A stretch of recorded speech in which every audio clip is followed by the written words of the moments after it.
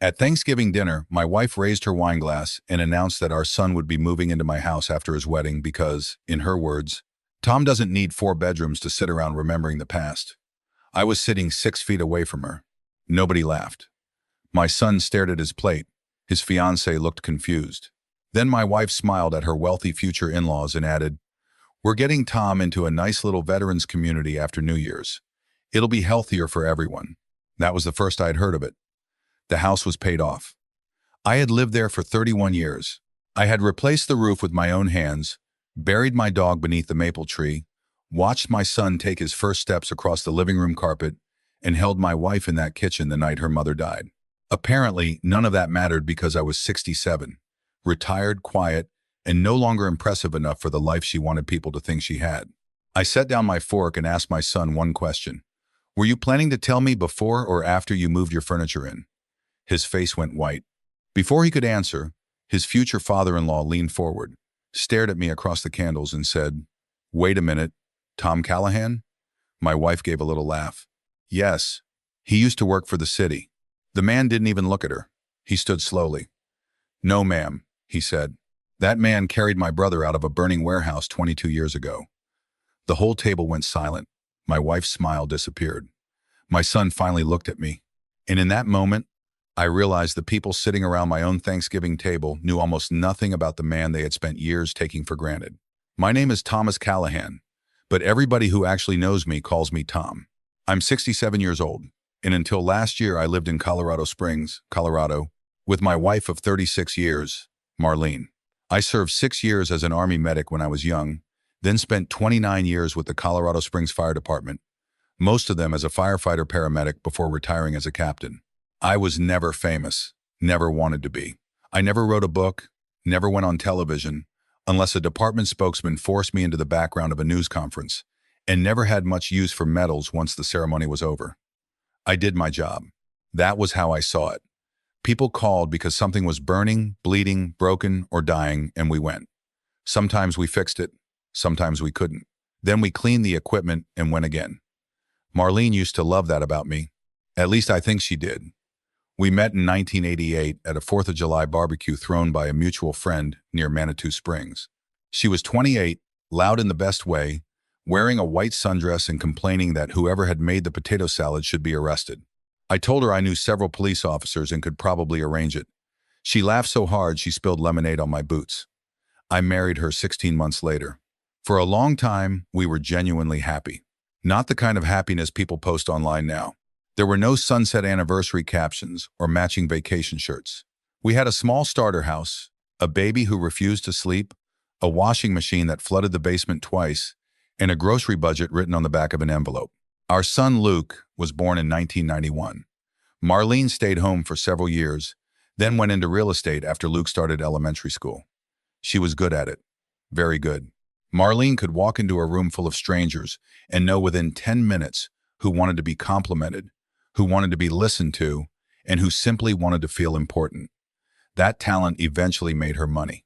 It also changed the kinds of rooms she wanted to be in. When Luke was young, none of that mattered. We were busy surviving ordinary life. I worked 24-hour shifts. Marlene showed houses on weekends. Somebody was always late. Somebody was always tired. We argued about money, chores, discipline, whose turn it was to take Luke to soccer. Then we made up over takeout. I kept an old photograph from those years in my locker at the station. Marlene sitting barefoot on the kitchen counter with Luke, asleep against her chest, while I held a spatula because I had burned pancakes. We looked exhausted. We also looked like a family. I still believe we were one. Things did not fall apart because Marlene was secretly evil or because I was secretly perfect. Life is rarely that clean. The truth is I became difficult to live with in ways I did not understand until much later. Firefighting leaves things inside you. So does military service. So does seeing more people on the worst day of their lives than anyone probably should. I was good during emergencies because emergencies had rules. Check the airway, stop the bleeding, read the building, protect your crew, make the next decision. Home had no checklist. Home asked questions like, "What are you feeling?" And "Why are you so distant?" And "Why don't you want to go to the Christmas party?" Those questions scared me more than smoke ever did. After retirement, the structure disappeared. No radio. No shift change. No crew around the table at 2 in the morning making terrible coffee and worse jokes. The phone stopped ringing for me. At first I thought I would enjoy it. I fixed everything in the house, built shelves in the garage, refinished the deck, helped Luke remodel his first condo. Then winter came, and I discovered that silence can get loud when you have spent your whole life outrunning memories. I slept badly. Crowded places made me restless. Fireworks started bothering me more than they had before. Some nights I would wake up convinced I could smell electrical insulation burning. Marlene would turn on the lamp and say, "Tom, you're home." I would nod and apologize. She used to reach for me. Eventually she stopped. I do not blame her for getting tired. Loving somebody who refuses to explain his pain is exhausting. The problem was that somewhere between being tired of my silence and being embarrassed by my existence, something changed in her. I noticed it first through little jokes. She had started selling luxury homes around Broadmoor and Monument by then. Her clients were doctors, developers, software executives, people who flew to ski weekends instead of driving. Marlene liked them. More than that, she liked who she felt like around them. She bought nicer clothes, joined a wine club, started attending charity luncheons. I was glad for her, truly. She had spent years arranging her schedule around mine and Luke's. She deserved a world that belonged to her. But slowly, I became something she edited depending on the audience. At a neighborhood barbecue, someone asked what I did before retirement. I said, "Fire department." Marlene jumped in. "City services, basically." I looked at her. "Fire department." She smiled too brightly. "Yes, but you know, municipal work." Later I asked why she said it like that. "Like what?" "Like I repaired parking meters." She rolled her eyes. "Tom, nobody cares about job titles after 60. You seem to care about everyone else's." That started a 3-day Cold War. I apologized first. I usually did. Another time, one of her clients came over because a patio outlet had stopped working before an open house. Marlene volunteered me without asking. "Tom can fix anything." I spent 2 hours tracing a damaged line and replaced the outlet. The client tried to pay me. Marlene laughed. "Oh, don't insult him. He's retired. He needs projects." Needs projects. The phrase followed me. Her friend's garbage disposal broke. Tom needs projects. Someone needed furniture assembled. Tom needs projects. A client's smoke detector kept chirping in a vaulted ceiling. Tom needs projects. I started feeling like a useful appliance she was embarrassed to display, but happy to plug in when necessary. Luke did something similar, although his version was less intentional. He was 35 by then and worked as an account manager for a commercial flooring supplier in Denver. Good job. Good kid, mostly. He had inherited Marlene's charm and my inability to say no to family, which meant he was constantly overcommitting himself and then calling me. "Dad, can you help me hang cabinets?" "Dad, can I borrow the truck?" "Dad, the garbage disposal's making that noise again." "Dad, can you meet the plumber? I have a client call." I always helped. I liked helping him. That was part of the problem. When you are useful for long enough, people can forget usefulness is something you are offering, not something they own. Luke started dating Natalie Bennett 3 years before everything finally broke. I liked Natalie from the beginning. She was 32, worked as a school counselor, and had a steadiness I respected. She did not perform warmth. She simply paid attention. The first time she came to our house, she noticed the framed photograph of my old fire crew above my desk. "Which one are you?" she asked. Marlene answered from the kitchen. "The one with the ridiculous mustache." Natalie laughed. I pointed to myself. "Captain Ridiculous Mustache." She asked what station I worked at. I told her.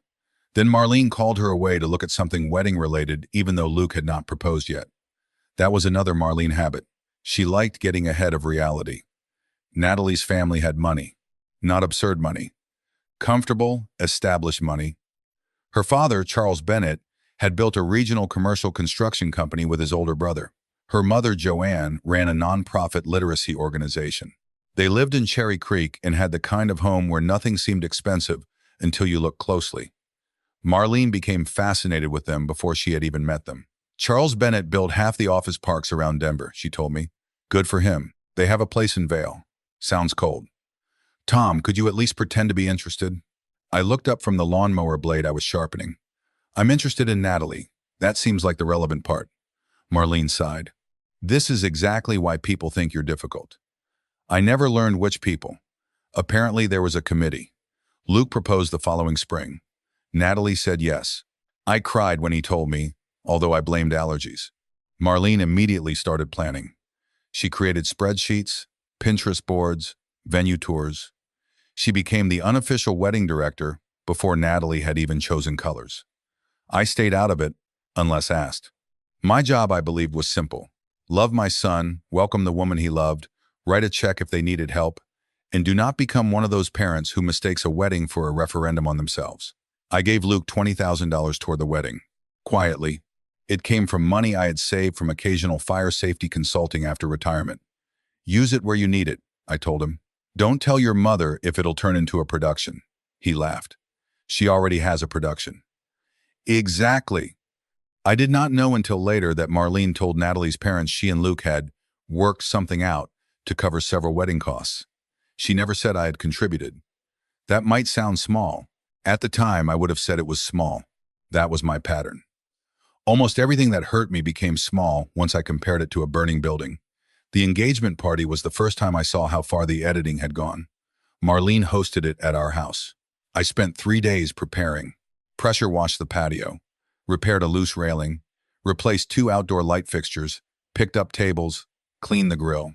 On the afternoon of the party, one of the rented patio heaters would not ignite, so I spent 40 minutes kneeling beside it in jeans and an old station sweatshirt while guests began arriving.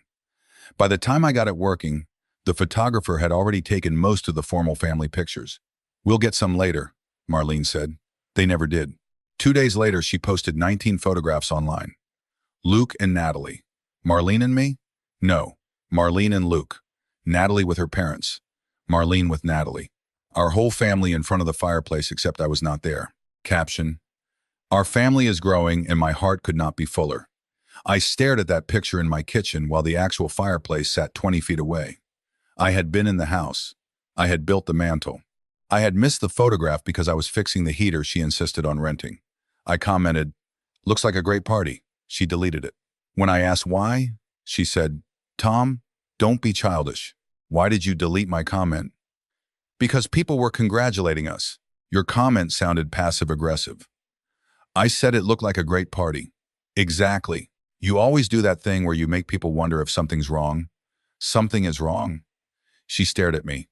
You hate social media. That doesn't mean I'm dead. The argument escalated. She said I was jealous of Luke. I said that made no sense. She said I was becoming increasingly bitter and isolated. I said I had spent 3 days preparing a party I was apparently too isolated to appear in. She cried. I apologized. Again. Luke called the next morning. "Dad, Mom says you guys had a huge fight." We disagreed. "Can you maybe go easy on her?" She's stressed with the wedding. "Sure." He paused. "You okay?" I almost told him. Then I said, "Fine." That word has probably destroyed more families than anger ever did. Fine. I spent months being fine. I attended tastings, helped Luke move furniture into Natalie's apartment, drove Marlene to Denver when she did not want to deal with traffic, watched their dog while they traveled, repaired the Bennett family's old porch swing after Charles mentioned it had broken. Charles tried paying me. I refused. "Your daughter's marrying my son. We're already doomed to know each other forever." He laughed. I liked him. There was something familiar about Charles. I could not place it at first. He was around 62, broad shoulders, gray hair, slight limp. He looked at me a few times like he was trying to solve the same puzzle. We never got far enough into conversation to figure it out because Marlene always redirected us toward wedding talk. Summer became fall. The wedding was scheduled for the following May. Thanksgiving would be the first holiday with both families together. Marlene decided we should host. "It matters," she said. "Why?" "Because it sets the tone." "For turkey?" "For the families." I thought we were already families. She gave me that look. "Please wear the navy sweater Natalie gave you, not one of your fire department shirts." "I don't wear fire department shirts to Thanksgiving." "You know what I mean." I did. She meant look like the husband she wanted people to imagine. The month before Thanksgiving, things got stranger. Marlene began asking oddly practical questions about my routines. "How often do you actually use the upstairs? Would you ever consider something smaller? Do you really need the workshop?" At first, I thought she was suggesting we downsize together. I was open to that. Our house had 4 bedrooms, nearly 3,000 square feet, stairs my niece complained about every morning, and more yard than either of us needed. We could look at condos after the wedding, I said one night. She looked surprised. You'd live in a condo? With a garage. I'm not talking about us. Something in me went cold. What are you talking about? She busied herself with the dishwasher. There are some very nice veterans, communities near Fountain. Communities? Apartments. Independent living. I stared at her. Why would I move into independent living? Not tomorrow. Then when? Tom, don't start. I'm asking a question. You're almost 68. The house is a lot. You barely go anywhere. I go plenty of places. The hardware store and the VFW are not a life. That one hurt. What happens to the house? She closed the dishwasher. Luke and Natalie will need space if they have children. I actually laughed. Are you serious? Why is that funny? Because neither of them lives here. They could. Did they ask? We've talked. The laughter disappeared. You've talked. It makes sense. Without me. It's our house, Tom. Exactly. She crossed her arms. Here we go. No, Marlene. I genuinely want to know when my home became a family planning project. You always make things sound uglier than they are. Then make it pretty for me. Luke and Natalie could live here after the wedding for a year or two, save money, start a family. I might get a small place closer to Denver because most of my clients are up there now. You could move somewhere easier. I stared at her.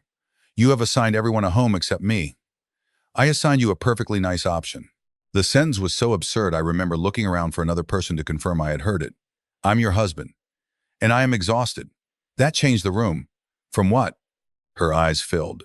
From carrying this marriage. I said nothing. You don't want to travel. You don't want dinners. You don't want friends over. You barely talk. You sit in that workshop or stare at television with the sound off. I am 64 years old, and I am not spending the rest of my life growing old beside someone who already acts dead. Every word landed. Some were unfair, some were not. That was what made them hurt. So you're leaving. I'm considering what I want, and you decided what I want too. Somebody has to. I slept in the guest room that night. Not because she told me to, because lying beside her would have required pretending something had not ended. 2 days later, Luke called. Dad, can we talk? I already knew. You know about the house. Mom mentioned an idea. Did it sound like an idea? Silence. Dad, we would never kick you out. Good. But honestly, the house is a lot for 2 people. Your mother apparently doesn't plan to be one of the 2. I know. How long have you known? He hesitated. Too long? A couple months. I closed my eyes. You knew she was thinking about leaving me. She said you guys had basically become roommates. And you didn't call me? What was I supposed to say? Anything. Dad, she made me promise not to get involved. But you got involved in the house plan. That's different. How? He exhaled. Natalie and I pay a ridiculous amount for rent. Mom said maybe after the wedding we could stay there while we saved for a down payment. In the house where I live. You'd be moving somewhere with less maintenance. You keep saying that like I agreed. I thought you would. There it was. The most honest sentence anyone had given me. Why? Because you always help me. My anger vanished. What replaced it was worse. Sadness. Luke. Yeah? Helping you and disappearing for you are not the same thing. He was quiet. I didn't mean it like that. I know. I love you, Dad. I love you too. Can we just get through Thanksgiving without blowing everything up? I stared at the old crew photograph hanging in my workshop. Sure. Really? I said we'll get through Thanksgiving. I did not say how. Thanksgiving arrived cold and bright. Snow on Pikes Peak. Marlene woke at 6 and turned the house into a command center. Turkey, flowers, place cards, candles. Natalie and Luke arrived at 11. The Bennetts arrived around noon carrying wine, pies, and a centerpiece Joanne had made. Charles shook my hand. Again, that strange recognition passed across his face. Have we met before? Maybe.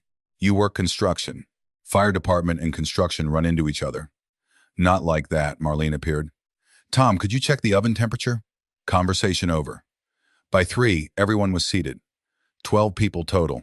Us, Luke and Natalie, Charles and Joanne, Marlene's sister, her husband, 2 cousins, and my granddaughter Luke had a 9-year-old daughter, Emma, from a relationship in his early 20s. Emma sat beside me because she always did. She was the only person at that table who asked what I had been doing lately and seemed interested in the answer. "Grandpa's teaching people CPR," she announced when I told her about a volunteer class at the community center. Marlene said, "Your grandfather needs hobbies." Emma frowned. "Saving people is a hobby?" Charles looked at me. I laughed. "At my age, yes." Dinner went smoothly at first. Charles talked about a hotel project. Joanne asked Natalie about school counseling. Marlene talked about real estate. Luke talked wedding logistics. I carved turkey, passed potatoes, refilled water, normal. Then Marlene stood with her wine glass. "Before dessert, I want to say something." Every muscle in my body tightened. I had lived with her long enough to know when something was about to become a performance. "This has been a year of change," she began. "Good change. Luke and Natalie getting engaged. New opportunities for all of us." She smiled toward the Bennetts. "And I think joining families reminds you that life moves forward whether you're ready or not." Charles nodded politely. I stared at my plate. Marlene continued, "So next year is going to look a little different for the Callahans." Luke's face changed. Natalie looked at him. "Marlene?" I said quietly. She ignored me. "After the wedding, Luke and Natalie are going to spend some time here while they get established. This house deserves young energy again." Natalie's mouth opened. She clearly had not known the announcement was coming. "And Tom is finally going to let us make life easier for him." I looked at her. "Am I?" The table went still. Marlene laughed lightly. "Don't start. I'm asking. We've discussed this." "You've discussed it with other people." Emma looked between us. Luke whispered, "Mom." Marlene's smile tightened. "Tom, please, not now. You brought it up now." "Fine." She put the glass down. "We are looking at a wonderful veterans apartment community for him after New Year's. There are activities, meals, people his age. It's honestly perfect." Joanne's expression changed. Natalie stared at Luke. Charles looked at me. "You're moving?" he asked. "Apparently." Marlene laughed again. "He's being dramatic." "Have you agreed to move?" Charles asked me. "No." Complete silence. Luke rubbed both hands over his face.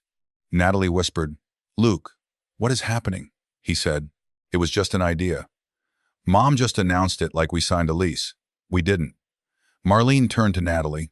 "Honey, you two need space. This is practical." Natalie looked horrified. "I never asked Tom to leave his home." "You don't have to feel guilty." "I don't feel guilty. I feel confused." Marlene's face reddened. "Can we not make a simple family decision into a moral crisis?" I almost smiled. Same language, different target.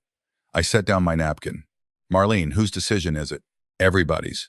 "Who is everybody?" "Us." "Does us include me?" "You are being impossible." "That sounds like no."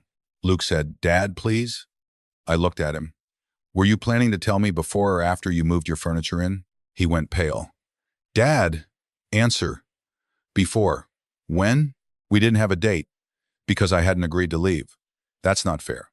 "Maybe not." Then Marlene said the line that finished something inside me. "For God's sake, Tom, you have a pension, a truck, and enough memories to keep you busy for 20 years. Luke has a future. Why can't you let the house serve someone who still needs one?" Nobody moved. I heard the refrigerator humming in the kitchen. Emma looked down at her plate.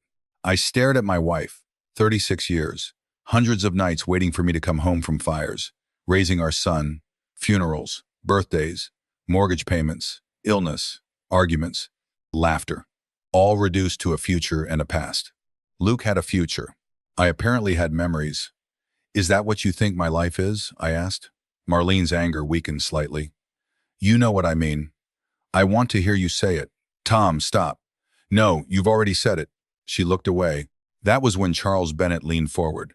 He had been staring at me for the last 30 seconds with an expression I could not read. "Thomas Callahan," he said. "Not Tom, Thomas." I turned toward him. "Yeah? Station 14? My stomach tightened. "For a long time." "You were captain there?" Marlene jumped in, irritated by the interruption. "He used to work for the city. Fire department, yes." Charles did not look at her. "Pine Ridge Industrial Fire, February 2003. For a second, the room disappeared. Snow, sirens, black smoke, collapsed metal roof. a warehouse south of town where insulation and packaging materials had turned the whole interior into an oven. You were there, I said. Charles stood slowly. My brother was inside. I knew. Suddenly I knew exactly who he was. Evan Bennett. Charles's eyes filled. You remember his name? He was trapped near the loading bay. Joanne covered her mouth. Natalie looked between us. Charles nodded. He had a crushed leg. Smoke inhalation. Everyone told us later the roof was coming down and your crew had already been ordered out. Marlene whispered, "What is he talking about?" Charles finally looked at her.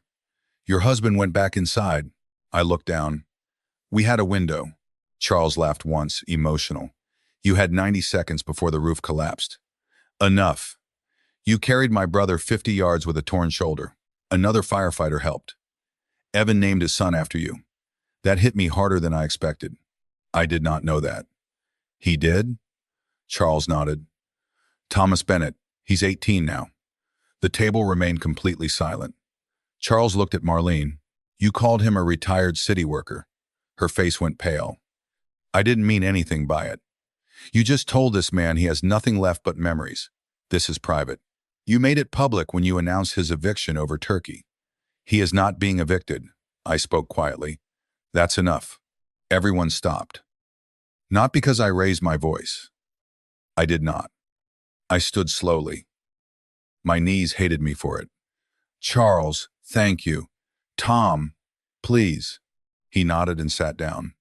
I looked at Marlene. This is not about a fire 22 years ago. Then at Luke. And it is not about whether I'm a hero.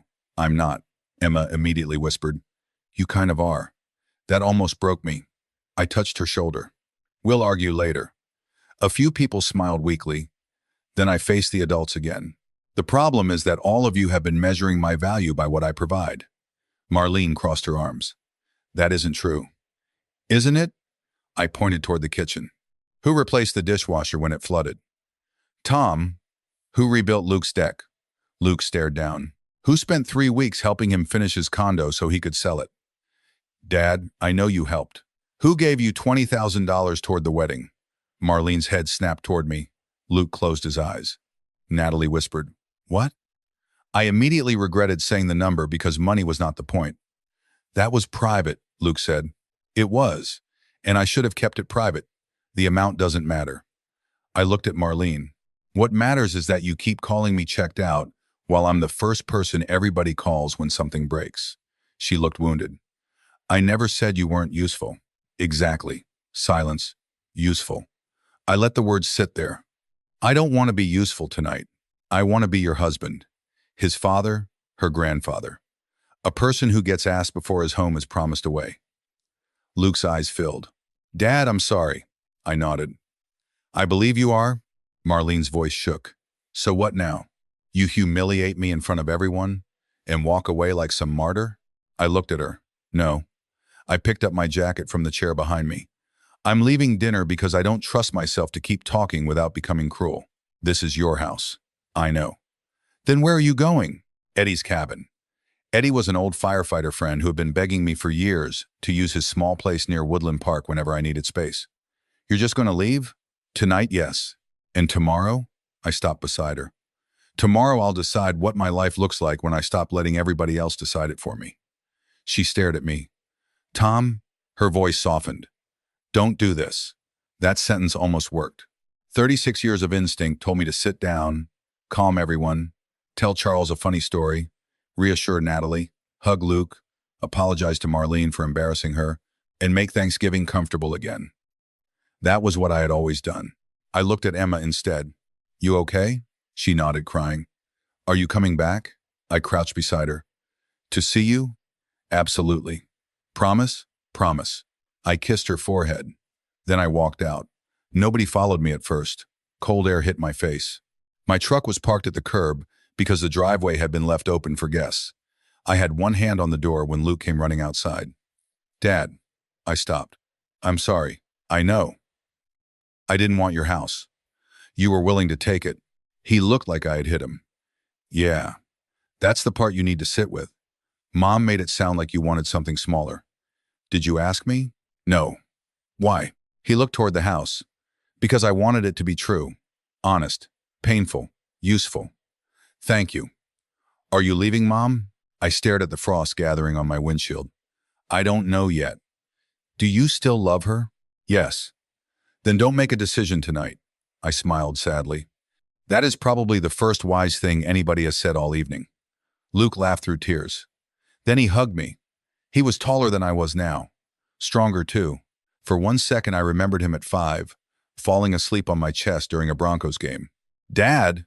Yeah. I should have called you when she told me she was thinking about leaving. Yes. I told myself it wasn't my marriage. That part was true. But then I got involved when the house benefited me. Also true. He stepped back. I'm ashamed. Don't stay there too long. Shame is useless if you don't turn it into something better. He nodded. I love you. Love you too. I drove into the mountains. No dramatic music. No revenge plan. No fantasy about Marlene begging. Mostly I felt sick. When I reached Eddie's cabin, he was home because he had decided Thanksgiving with his daughter's new boyfriend sounded exhausting. I knocked at 10 after 8. He opened the door in sweatpants holding a bowl of chili. You look terrible. Happy Thanksgiving. He stared past me. Where's Marlene? That is a long story. He stepped aside. I have chili. That was the entire invitation. I slept on his couch and woke at 4 in the morning from a nightmare involving the Pine Ridge fire. Eddie found me sitting on the porch before sunrise. He handed me coffee. You going home? Eventually. You staying married? I don't know. Good. I looked at him. Good? Means you haven't made a permanent decision in a temporary emotion. Firefighters steal wisdom wherever they can find it. I stayed at the cabin 4 days. Marlene sent 27 messages. The first were angry. You ruined Thanksgiving. Charles and Joanne left early. Natalie is furious with Luke. Everybody thinks I'm some kind of monster. Then they became defensive. You know I never meant you were worthless. We have talked about downsizing before. You are twisting things because you were embarrassed. Then sad. The house feels strange without you. I don't know what happened to us. Please call me. I answered only once. I'm safe. I need space. I'll contact you Tuesday. That was all. Luke called. I answered him. Emma called. I always answered her. Charles called Sunday evening. I hope I didn't make things worse. You didn't. I shouldn't have brought up the warehouse. You were defending me. You didn't need defending. That surprised me. What do you mean? You needed listening to. I sat with that. Thank you. My brother would like to talk to you sometime. Evan? Yeah. Tell him I'm glad he's alive. Charles laughed softly. He says that's exactly the kind of annoying answer he expected. Tuesday morning I drove home. Marlene was at the kitchen table. No makeup, no perfect hair. Just a tired woman in an old sweatshirt I had seen 1,000 times. We sat across from each other for nearly an hour, before either of us said anything useful. Finally she whispered, Are you leaving me? I don't know. She nodded. I deserve that. I looked at her. This isn't about deserve. Then what is it about? Whether there's still a marriage here or just history. That hurt her. I saw it. I was angry, she said. At me? At everything. That's broad. At getting older. At you retiring. At Luke growing up. At looking around and realizing every big thing I thought was coming had already happened. I understood more than I wanted to. So you needed a bigger life. Maybe, and I made you feel small? She cried. Sometimes. I nodded slowly. I'm sorry. Her eyes lifted. You're apologizing? I was emotionally absent. For years. I thought because I was loyal and paid bills and fixed things, that was enough. It wasn't. I know that now. I thought you didn't care whether I was there. I cared so much I became afraid of saying the wrong thing. She looked furious again. Do you understand how insane that sounds? You fought fires for a living, but you were afraid to tell your wife you were scared? Yes. Silence. That doesn't excuse what you did, I said. I know. Promising my home away. Our home. Then why was I the only person who didn't get a vote? She looked down. Because I thought you'd resist anything that changed your routine. So you removed the choice. Yes. And the veterans community? She covered her face. That sounds horrible now. It sounded horrible then. I visited it. I stared at her. You what? Twice. That hurt more than the Thanksgiving announcement. You toured apartments for me. I thought if I found somewhere nice, you'd see it wasn't abandonment. Without telling me. Yes, Marlene. I know. No, I don't think you do. My voice finally rose. Do you know what it feels like to realize your wife has been walking through rooms deciding which one you'll die in? She started sobbing. I immediately regretted the cruelty of the sentence, but I did not take it back. I wasn't trying to get rid of you. You were trying to relocate me so the rest of your plan would fit. I thought you would be happier around veterans. You could have asked me what made me happy. She looked at me. What makes you happy? I almost laughed. 36 years, and the question felt brand new. I don't know anymore. That was the truth. We agreed to separate. Not divorce immediately, not reconciliation either. I moved into a small furnished bungalow owned by a retired captain who spent winters in Arizona. 2 bedrooms, small garage, porch facing west. For the first time since I was 36, I lived alone. The first week was awful. I kept reaching for a second coffee mug. I woke up thinking Marlene was beside me. I drove past our street by habit. I missed the sound of her hairdryer, missed the way she complained about my boots near the door, missed things I had spent years pretending annoyed me. But alongside grief came something else. Space. Nobody asked where I was going. Nobody volunteered me for repairs. Nobody told me what shirt looked respectable. Nobody described my silence to other people as a character defect. I started going to counseling through a veterans center. I had avoided therapy for decades because I had a stupid belief that talking about pain gave it more power. Turns out pain already had power. Silence had just given it privacy. My therapist, Dr. Harris, was a woman in her 50s who had absolutely no patience for my habit of turning emotional questions into jokes. During our third session, she asked, "When did being needed become the main way you allowed yourself to be loved?"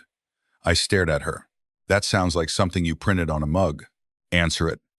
I hated her immediately, which was probably why she was useful. I started noticing patterns. Marlene had used me, yes. Luke had used me sometimes. But I'd also built a life where usefulness was the safest role I knew how to occupy. Fix the deck, carry the boxes, pay the bill, solve the problem. Nobody can reject you while you are holding the ladder they need. I had mistaken indispensability for intimacy. That realization was not comfortable. It was also mine to own. Luke began therapy too, Natalie insisted. Their engagement did not end, but the wedding was postponed. I felt guilty about that. Natalie called me herself. "Please stop." "Stop what?" "Luke says you keep apologizing for the wedding delay." "I didn't mean to create problems." "You didn't create them. Thanksgiving didn't help. Thanksgiving exposed them." She took a breath. "Luke and I had our own version of the same issue. He makes decisions, assumes I'll adjust, then tells me after, because that's what his family trained him to think cooperation looks like." I winced. "I helped train him too." "Maybe, but he's 35. She was right. Adults inherit patterns. We are still responsible for carrying them forward. Luke came to my bungalow one Saturday in January carrying a box. "What's that?" "Stuff Mom found in the attic. If it's Christmas decorations, take it back. It's yours." Inside were old station photographs, retirement letters, newspaper clippings, a few commendations I barely remembered. At the bottom was a manila envelope containing receipts from 2009. Luke pulled one out. "What's this?" I knew immediately. "Nothing important." "You sold the Chevelle." I sighed. "Yeah. The '69 Chevelle?" "There were not two." His eyes widened. "Dad, you love that car?" "It was a car." "Why?" "Your mother's real estate business collapsed during the recession. We were behind on the mortgage. Your tuition was due." He stared. "You told me Grandpa left you money." "He did." "Not enough?" "No." "Mom knows." "No." Luke sat down slowly. "Why wouldn't you tell her?" "What would that change?" "She thinks you never cared about anything except work." "That's not her fault." "It kind of is." "No." I shook my head. "This is what I need you to understand. Do not turn me into the saint so you can make your mother the villain. That's just another family story replacing the truth." Luke went quiet. I hid things. She made assumptions. I let those assumptions harden because talking felt harder than sacrifice. "But you sold your dream car, and then used it as secret proof that I loved everyone, which is not healthy either." He stared at me like therapy had replaced his father with an alien. "Who are you?" "Dr. Harris is ruining me." He laughed. So did I. Then he started crying. I'm sorry I was going to take the house. I know. No. I really need you to hear this. I knew it was wrong. That mattered. Okay. Mom told me you would complain but eventually agree. I believed her because that's what you always did. Fair. And I wanted the house. Natalie and I could save money. Emma could have a yard. I started imagining all of it. Also fair. Then I stopped asking whether imagining it made it mine. I nodded. That's the part. I'm sorry, thank you. Do you forgive me? Yes. He looked surprised. That fast? Forgiveness is not the same as restoring the old arrangement. His expression changed. What does that mean? It means I love you. I forgive you. And I'm not remodeling your next house. He laughed through tears. That seems targeted. Very. By February, Marlene and I had settled into something strange. We met for coffee once a week. Neutral territory, no house, no old roles. Sometimes the conversations were painful, sometimes almost pleasant. She had started counseling too, although her therapist apparently charged more and had nicer furniture, which felt on brand. One afternoon she said, "Do you know when I started being embarrassed by you?" I almost spilled coffee. That's a hell of an opening. A woman at work asked what you did after retirement. I said you volunteered at the Veterans Center. She said, how sweet. My husband could never just stop working. He'd go crazy without ambition. I stared at her. And that mattered? I hated that it mattered. But it did. Yes. She looked down. Then I started hearing everything differently. Your truck looked old. Your clothes looked old. The fact that you didn't care looked like you had given up. I didn't care about impressing them. I know that now. You knew it then. Maybe, she cried. I wanted them to envy me. That was probably the most honest thing she had ever said. Why? Because I was afraid if they didn't, maybe I had wasted my life. The cruelty of her choices did not disappear, but understanding the fear beneath them made it harder to hate her. Did you waste it? I asked. She looked at me. No. Then why did I have to become worthless for you to prove it? She had no answer. In March, Charles Bennett invited me to lunch. Just us. We met at a diner halfway between Colorado Springs and Denver. He brought his brother Evan. I knew him immediately once I saw the limp. Older, heavier, alive. That last part mattered. Evan hugged me without asking. You stubborn son of a bitch. Good to see you too. He had spent 22 years believing I had moved out of state because someone at the department gave him the wrong information. He showed me a photograph of his son Thomas. You really named him after me? My wife wanted Matthew. I won. Poor kid, Evan laughed, then became serious. You know why Charles wanted this lunch? Because he enjoys making old men uncomfortable? Charles pointed his fork at me. Because my daughter's marrying your son, and I needed you to hear something. Okay. Natalie does not want your house. I know. She never did. I know that too. And if Luke ever makes a major family decision by assuming she'll adjust, she has my full permission to hit him with a chair. That seems excessive. Joanne suggested a lamp. We laughed. Then Charles said, you know what bothered me most about Thanksgiving? There were options. The second I said what you had done at Pine Ridge, everyone looked at you differently. I nodded. I hated that. Why? Because I shouldn't need to carry somebody out of a fire to deserve a chair in my own house. Charles sat back. Exactly. That sentence stayed with me. My problem was never that Marlene failed to recognize I had done heroic things. My problem was that she stopped believing ordinary Tom deserved respect. The man who forgot where he put his glasses. The man who hated crowded restaurants. The man who sometimes went quiet because he did not know how to explain his head. The man who fixed the dishwasher and fell asleep during movies. Heroism is a terrible basis for love because most of life is not heroic. Most of life is ordinary. Love has to survive ordinary. By April, I knew I was not going back to the marriage. That decision hurt. Marlene had changed in some ways. So had I. We were speaking more honestly than we had in 15 years. But honesty arrived after something fundamental had broken. I no longer felt safe being small around her. Every quiet evening carried the memory of her deciding where I should live. Every conversation about money carried the memory of my home becoming Luke's future before anyone asked me. Forgiveness did not rebuild trust automatically. I told her during one of our coffee meetings. She listened without interrupting. Then she asked, Is there someone else? I almost laughed. No. Then why can't we try again? Because the absence of another woman is not a reason to stay married, she cried. I did too. I love you, she said. I love you too. That should matter. It does. Then why isn't it enough? I thought about it. Because we spent years turning love into something neither of us could feel. She covered her face. I am so sorry. I know. I would never try to move you somewhere again. I believe you. I'd tell everyone what you really did. I shook my head. That's not what I need. Then what do you need? A life where nobody has to be impressed by me for me to matter. We separated permanently. I will spare you the paperwork because paperwork has never healed anybody. We divided things. I took less than Luke thought I should. More than Marlene expected me to. I kept my truck, my tools, my father's old rocking chair, the station photographs, and enough money to buy a modest two-bedroom cabin outside Woodland Park. Marlene kept the house in Colorado Springs for the time being. Luke and Natalie did not move into it. That part mattered. Not because I wanted to punish them, because Luke told his mother, we're not building our marriage inside a decision Dad never made. I was proud of him for that. He and Natalie rented a townhouse. The wedding happened the following October, almost a year after the Thanksgiving dinner. Smaller than originally planned, 100 people. Outdoor ceremony beneath cottonwoods. No giant ballroom, no status performance. Natalie asked me to arrive early because Emma wanted help fixing a broken clasp on her flower girl basket. Apparently retirement had reduced me to emergency basket repair.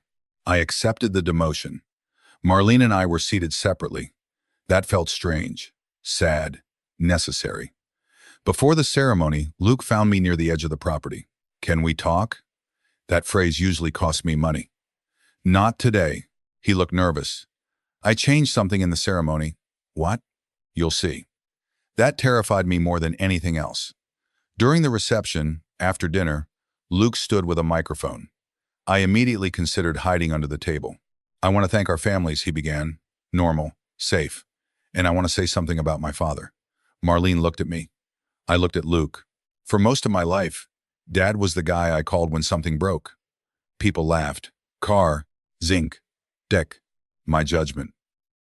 More laughter. And because he always showed up, I started thinking showing up was just what he did. Like gravity. You don't thank gravity. I swallowed. Last year I learned the hard way that reliable people are still people. They get tired, they get hurt, they get to say no. And sometimes the person who asks for the least has been giving the most. The room became quiet. Luke looked directly at me. Dad, I'm sorry I treated your generosity like family property. My eyes filled. He smiled. And for everybody wondering, he has officially retired from free home renovations. Applause, I shouted. Finally. Everyone laughed. Then Luke said, I'm proud to be your son. Not because you were a firefighter. Not because of stories other people tell about what you did. Because you kept showing up for me long after I stopped noticing the cost. I cried. Completely. No dignity left. Emma came over and handed me 3 cocktail napkins, because apparently tissues were beyond the venue budget. Marlene watched from across the room. She was crying too. Later, she approached me while everyone danced. That was beautiful. Yeah, you raised a good man. We did. That mattered, we did. I would not erase her motherhood because our marriage failed. She nodded, grateful. You look happy. I thought about the cabin, the veterans center, therapy, my small garden, Eddie showing up unannounced with terrible chili, Emma sleeping in my spare room when Luke and Natalie needed a weekend. I think I am. Marlene smiled sadly. I'm glad. Then she went back to the dance floor. That was closure, not dramatic. No reconciliation kiss. No revenge. 2 people who had loved each other for most of their adult lives, finally accepting that love could survive in a different shape without forcing the marriage back together. My life became quieter after that, but not empty. I started volunteering 2 mornings a week at a community emergency preparedness program, CPR classes, home fire safety visits, basic first aid. Half the people who signed up were parents terrified of doing something wrong. I like telling them the first rule, do the next useful thing. Not everything, just the next thing. I applied that rule to myself. Next useful thing, therapy. Next useful thing, sleep. Next useful thing, answer Emma's call. Next useful thing, Stop driving across town every time Luke's faucet leaks. Next useful thing, learn how to make one decent meal for one person without eating over the sink. I became surprisingly good at chili, which I refused to credit to Eddie. Marlene sold the old house the following spring. She called before listing it. I thought you should know. I appreciated that. You okay? She asked. I think so. I found the height marks in Luke's closet. My throat tightened. Every birthday, we had marked his height on the inside of the doorframe. Don't paint over them. I won't. Take a picture. Already did. She sent it later. At the bottom, Luke, age 4. Higher up, age 7, age 10. Then one crooked line where he had cheated by standing on his toes. I saved the photograph. The house belonged to another family now. That did not erase what happened inside it. One Sunday in summer, Emma came to my cabin. She was 10 by then. We spent the morning building birdhouses badly. She had inherited Luke's complete lack of patience for measuring. At lunch she asked, Grandpa, why don't you and Grandma live together anymore? Children do not care about your carefully prepared adult language. They go directly for the artery. Because we stopped being good at being married. She frowned. But you're nice to each other. We're getting better at that. Do you still love her? Yes. Then why not get married again? I considered giving her some safe answer. Then I remembered what all my silence had cost. Because loving somebody doesn't always mean living with them. She thought about that. That's weird. Very. Are you sad? Sometimes. Is Grandma? Probably. Are you happy? I looked around the cabin, sawdust on the table, 2 crooked birdhouses, mountains beyond the window. Most days, she nodded. Then okay, 10-year-olds should run governments. That fall, I received a box in the mail from Evan Bennett. Inside was a framed photograph from the Pine Ridge fire. I had never seen it. Someone had taken it from across the street, smoke filling the sky. Fire crews clustered near ambulances. In the foreground, a younger version of me sat on the pavement with my helmet off, head down, one hand wrapped around my shoulder. Evan had written a note on the back. You told me that night the job was just getting people home. I got home. I hope you finally did too. I put the picture in my workshop, not the living room. I still do not like displays. But I kept the note. Marlene visited the Veterans Center once a few months later. She had donated winter coats through her office and insisted on dropping them off herself. I was helping an older Vietnam veteran fill out transportation paperwork when she walked in. We both froze for a second. Then she smiled. Hi. Hi. She looked around. So this is where you disappear to. Old sentence, new meaning. Sometimes. She watched the veterans talking, volunteers carrying boxes, 2 young Marines helping an elderly widow with a phone app. I used to think this place was evidence that you were stuck in your past. And now? I think maybe it's where you knew how to be useful without disappearing. That was perceptive enough that I almost asked whether her therapist deserved a commission. Something like that. She helped sort coats for 3 hours. Nobody knew she was my ex-wife until Eddie loudly asked, You the one who tried to put Tom in an old folks' apartment? I nearly murdered him. Marlene stared at Eddie, then started laughing. Yes, Eddie pointed at her. Bad plan. I've heard. Coffee? Please. Somehow that was the moment our friendship truly began. Not marriage, friendship. Respect without ownership. We had dinner occasionally with Luke and Natalie, sat together at Emma's school events, spoke on birthdays. She stopped trying to explain my silence to people. I stopped using silence as an excuse not to answer hard questions. We were better divorced than we had been married for a long time. There is tragedy in that. There is also grace. The following Thanksgiving, 1 year after everything exploded, Luke and Natalie hosted in their townhouse. Small table, folding chairs, too many people squeezed into too little room. Perfect. I arrived carrying pie. Luke opened the door. Dad, son, need help bringing anything in? Nope. He stepped aside. Then come in. No assignment, no project waiting, no repair list. Marlene was already there talking with Joanne. Charles handed me a beer. Emma had made place cards from construction paper. Mine said Grandpa Tom and underneath, in smaller handwriting, not allowed to fix anything today. I laughed so hard I had to sit down. During dinner, the garbage disposal jammed. Everyone went silent and looked at me. I pointed to the card. Union rules. Luke groaned and got under the sink himself. 10 minutes later, water sprayed across the cabinet. I laughed until my ribs hurt. Eventually, I helped. But I waited until he asked. That was the difference. After dinner, Marlene stood near the window watching snow start to fall. I joined her. You okay? She asked. Yeah. You know what I was thinking? Dangerous. She smiled. Last Thanksgiving, I thought the worst thing happening to me was losing control of the family. I waited. Turns out control was what was making me lose it. I nodded. I thought being needed meant being loved. Me too. We stood quietly. Then she said, I am sorry I called your life memories. My throat tightened. Thank you. You had a future. I just wasn't part of it the way I assumed I would be. Neither of us knew what it looked like. Do you now? I looked toward the table. Luke swearing at the sink. Natalie laughing. Emma trying to steal whipped cream. Charles telling Eddie a story that was almost certainly exaggerated.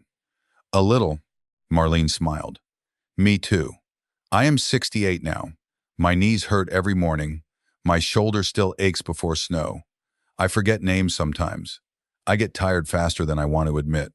I am not the man I was at 35, and I do not need to be. That is another lesson I had to learn. Worth cannot depend on whether you are still capable of carrying someone out of a burning building.